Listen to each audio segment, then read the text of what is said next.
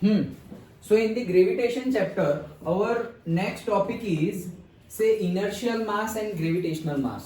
कोई ऐसा बहुत बड़ा टॉपिक नहीं है, छोटा सा टॉपिक है. कभी कभी न्यूमेरिकल्स में और एमसीक्यू में एक एक मार्क में ये वर्ड यूज कर देते हैं कि भाई दोनों में डिफरेंस क्या है, या तो फिर न्यूमेरिकल में दे देंगे कि इसका इनर्शियल मास या ये है, या ये ऑब्जेक्ट का gravitational mass this is there particularly. तो दोनों में डिफरेंस क्या है, what is inertial mass and what is gravitational mass. So बहुत ही इजी है. इनर्शियल मास डिस्कस करते हैं. एक ऑब्जेक्ट है, उसको हम F फोर्स लगा रहे हैं. F फोर्स लगाएंगे तो फोर्स की डायरेक्शन में वो ऑब्जेक्ट मूव होगा, एक्सेलरेट होगा. तो हम Newton second law of motion लगाए तो F is equals to ma. Therefore m हो जाएगा F divide by a. Simple. बस यहां से जो मास मिलता है सेकंड लॉ से, ओके, दैट इज आवर से इनर्शियल मास. डन. सिंपल है. यहां से जो मास मिलता है वो है हमारा से इनर्शियल मास. मतलब सेकंड लॉ से मिला, मतलब यहां पर अगर तुम ऐसा समझो कुछ है ही नहीं, ओके, ये तो एक्सेलरेट हो रहा है तब मास है ना. मतलब कोई भी ऑब्जेक्ट है, ओके, उस पे पर्टिकुलर, जैसे हम ऑब्जेक्ट है, ओके, तो हम पे कोई फोर्स लगाए, हम पे फोर्स लगाए तो हम आगे बढ़ गए. तो फोर्स डिवाइडेड बाय जो स्पीड से आगे बढ़े उससे डिवाइड कर लो. तो F is equals to ma से हमें हमारा मिल जाएगा मास. सिंपल है. Okay, so that is inertial mass. इसको मेजर कैसे करते हैं, तो इसको मेजर करते हैं फिजिकल बैलेंस से. मतलब नॉर्मली जो हम यूज करते हैं वो, इसको क्या बोलते हैं, फिजिकल बैलेंस, तराजू. यस, ओके, जो सब्जी मंडी में होता है, सब्जी लेने जाते हैं. तो अब तो वैसे हर वो किराने की शॉप पे होता था, अब नहीं होता, अभी भी है, लेकिन बहुत बड़े लेवल पे कुछ करना हो तो, अदरवाइज तो डिजिटल आ गया है. तो डिजिटल पे 100 kg 200 kg का कैपेसिटी तो होता ही है. उससे भी ज्यादा का करना हो तो अभी उसका भी डिजिटल आ गया है. देखो, तुमने शायद देखा होगा हाईवे पे अगर मूव हो रहे हो तो कि वे ब्रिज ऐसा लिखा होगा. Okay, truck weigh bridge, maximum capacity 2 ton 1 ton, ऐसे. 1 टन मतलब 1000 kg. ओके, तो वो ट्रक का मास करना है. तो ट्रक में कितना लोडिंग हुआ है, जैसे कि कोई कंपनी आई तो बोले कि भाई तुम्हारे वहां से मैंने इतना माल उठा लिया. तो इतना माल उठा लिया मतलब कितना उठाया, तो कैसे पता चलेगा. तो पहले खाली ट्रक को ले जाएंगे, फिर उसका मास करेंगे.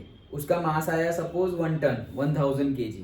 ओके, फिर वो ट्रक मास कर लिया, अब जा रही है वहां इंडस्ट्री में सारा सपोज HCl भरना है. ओके, और से वॉट एवर NaOH HCl, कोई भी केमिकल इंडस्ट्री हो, वॉट एवर जो भी भरना है सब्सटेंस, वो सब्सटेंस पूरा बोरी भर भर के पूरा ट्रक भर दिया.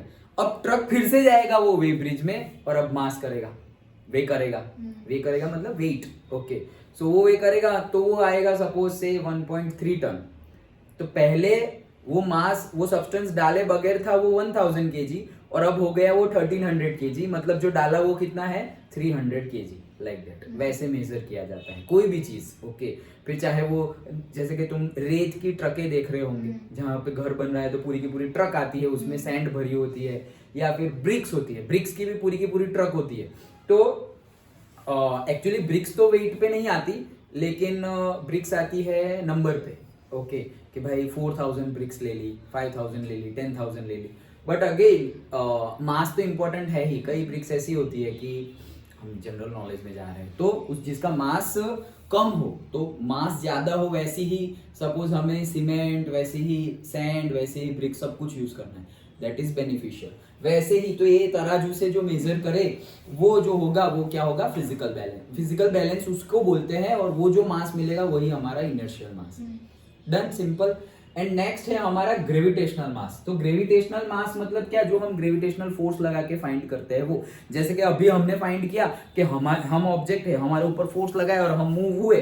तो भाई फोर्स कितना लगाया, 1 न्यूटन. अच्छा, मूव कितना हुए, तो 1 मीटर पर सेकंड स्क्वायर से तुम मूव हुए. तो दैट डिवाइड कर लो, तो जितना आया उतना तुम्हारा मास. तो अगर जब ऊपर भी 1 नीचे भी 1 तो मास आ जाएगा 1.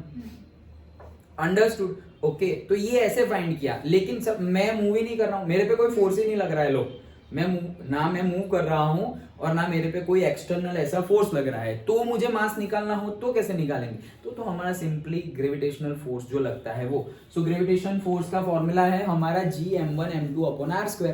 सो G capital M small m divided by r². This is our gravitational force, where capital M is what, mass of Earth, yes, correct. And small m is the mass of the object. So small m अगर निकालना है कि भाई मेरे small m मास कितना है object का, तो simply gravitational force divided bye g, capital M divided bye, मतलब ये पूरा का पूरा क्या हो जाएगा, इसके नीचे चला जाएगा, तो force divide by gm by r square, ये जो मास मिलेगा that is known as our gravitational mass. तो जैसे कि हम बोलते हैं कि भाई हमारा मास कितना है, सो से हमारा मास है से 60 kg, 70 kg, तो ये कौन सा है, ये हमारा इनर्शियल मास नहीं है, that is our gravitational mass. Simple है. Okay, so this is the difference. ये कैसे मेजर किया जाता है, तो ये जिससे मेजर किया जाता है वो स्प्रिंग बैलेंस. ये भी तुमने देखा होगा.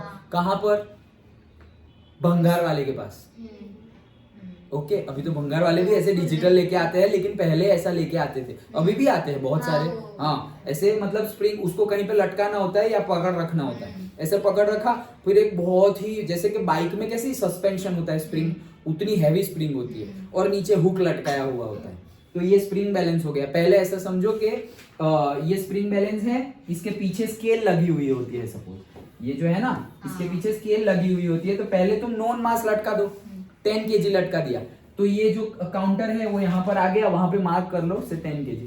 फिर तुम दूसरा 20 kg लटका लो, तो उसको लटकाया तो ये वापस नीचे और खींचेगा, ज्यादा मास लगाया तो स्प्रिंग और खींचेगी, तो वहां पे तुम मार्क कर लो कि ये 20 kg. वैसे सारे नॉन मास तुम कर लो, तो वैसे तुम्हारी स्केल बन गई कि 1 kg, 2 kg, 3 kg, non kg से तुम्हारी मास स्केल बन गई.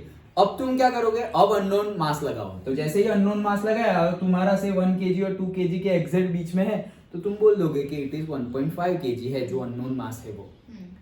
तो पहले तो नोन मास से हमें स्केल बनानी है, और फिर अननोन मास रख कर हम पता कर सकते हैं कि इसका मास कितना होगा. वैसे जो मेजर करे वो है हमारा ग्रेविटेशनल मास. इसको बोलते हैं स्प्रिंग बैलेंस, उसको बोलते हैं फिजिकल बैलेंस, तराजू जो बोलते हैं वो. डन. Okay, that's it. तो ये छोटा सा कंसेप्ट था हमारा inertial and gravitational mass. Simple है. ओके, फिर से एक बार क्विक रिवीजन कर ले. देखो ग्रेविटेशनल मास हमें पता है ना, इनर्शियल बाद में. ग्रेविटेशनल मास हमें पता है कि भाई हमें हमारा मास इतना है. अच्छा, क्यों इतना मास है, क्योंकि हमने डिसाइड किया कि जो हमारी अर्थ है वो हमारे ऊपर, मतलब हमारा ग्रेविटेशनल फोर्स है, अर्थ का भी ग्रेविटेशनल फोर्स है, तो हम दोनों के बीच में, मतलब अर्थ के और हमारे बीच में क्या लग रहा है, ग्रेविटेशनल फोर्स.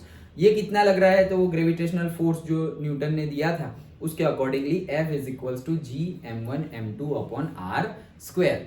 अगर तुम अर्थ ना लो और तुम सन लोगे तो सन के साथ आएगा मास. Okay, done. सो वो मास जो ढूंढोगे तुम ग्रेविटेशनल फोर्स और से ग्रेविटेशनल लॉ ऑफ ग्रेविटेशन का यूज करके, दैट मास इज ग्रेविटेशनल मास. और अगर कोई ऑब्जेक्ट पर हमने फोर्स लगाया और फोर्स की डायरेक्शन में वो ऑब्जेक्ट कोई पर्टिकुलर एक्सेलरेशन से मूव हुआ, so F is Newton second law of motion से F is equals to ma and therefore m is equals to F by a. That's it. वहां से जो मास मिलेगा that is inertial mass. Inertia याद करो, कोई भी ऑब्जेक्ट अगर मोशन में है तो मोशन में ही रहने की टेंडेंसी रखेगा, और अगर स्टेशनरी है तो स्टेशनरी ही रहने की टेंडेंसी रखेगा. अभी मान लो ये स्टेशनरी है और तुमने फोर्स लगाया, तो अब वो मोशन में आएगा. अपोज तो करेगा पहले, लेकिन फिर मोशन में आएगा, तो उसका इनर्शिया हिला दिया ना तुमने. उसका इनर्शिया था रेस्ट पे रहना, और तुमने फोर्स लगाया और वो मूव करने लगा, तो वहां से जो मास निकालते हैं that is inertial mass. Simple है. Okay, so this is the basic difference between inertial mass and our से ग्रेविटेशनल मास. तो इनर्शियल मास का यूनिट क्या होगा,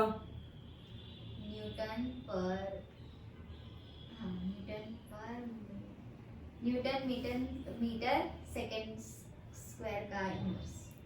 हाँ, मतलब अगर तुम यहाँ फॉर्मूला से जाओ तो क्या होगा कि ऊपर फोर्स है तो न्यूटन, और नीचे एक्सेलरेशन है तो मीटर पर सेकंड स्क्वायर. वो करोगे तो एक्चुअली वो आएगा वही क्या, केजी.